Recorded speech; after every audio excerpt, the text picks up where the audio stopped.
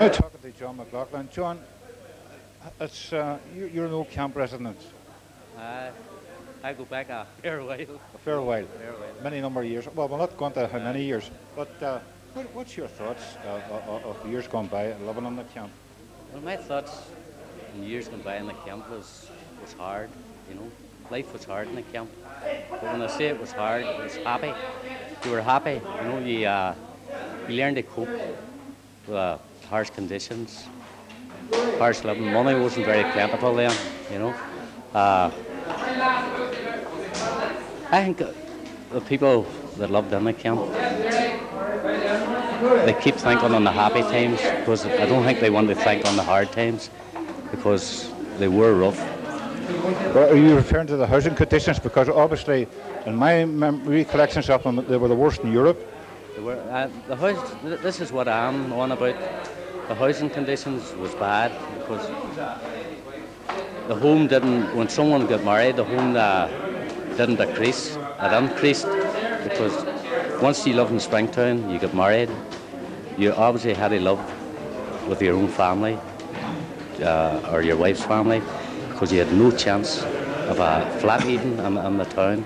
And that created a problem with the corporation at that particular time, that they wouldn't house your parents unless they got rid of their lodgers. This put pressure, as you say, this put pressure on your parents because it meant that they had no chance of getting a house. They had to go to the extent of putting you in the street. No parents was going to do that. Well, now, John, take to present day, a young married couple now starting off in married life. Compared to the camp days, they don't have to be so long on the housing list until they get a house. And when we think back on what we had to go through, the young people of today, they just laugh at the situation. And we would like you to illustrate that point. The young people of today don't realise how lucky they are because they're getting ready-made home. When we got married, if we had got a flat, a one-room flat, we'd have thought we were middle class. But the young people of today, they're no sooner married 5, 6 months, and I think that would be a long time for them to be married without getting a flat. Well, John, I'm going to bring your memory back a wee bit further. Do you remember the housing protest march that the people in the camp organised? I did. I was on that. I was on the committee along with yourself, Rory. I think I would carry the leading banner, and I can mind what the banner says as well, and I think it sort of sums it up. It says, when I was a lad, I lived with my dad in Springtown camp. Now I'm a dad with a few lads still in Springtown. I remember it well. You know? Well, I think it would be true to say, John, that the people in the camp paved the way for the generation of today in relation to the housing needs.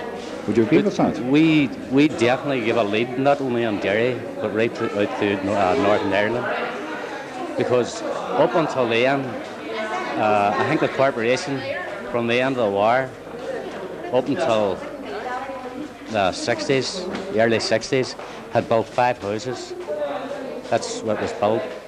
But when that committee, which says you were a member yourself, took up, and we sort of won the fight for people like Springtown to get homes, I think we give the lead, not only to Derry as it is, but to Northern Ireland. Well, I'm glad you mentioned that, John, because it will give an opportunity for young people who will be listening to this programme, that they will remember those words of yours and other people, and think back on the history of the camp. There were occasions that the camp had, shall we say, a notorious name, but in reality, the camp people really paved the way for the present housing conditions in Derry. Exactly, we did, you know. And that's why, in a way, it's good to see that people are not living in the conditions that we're living in.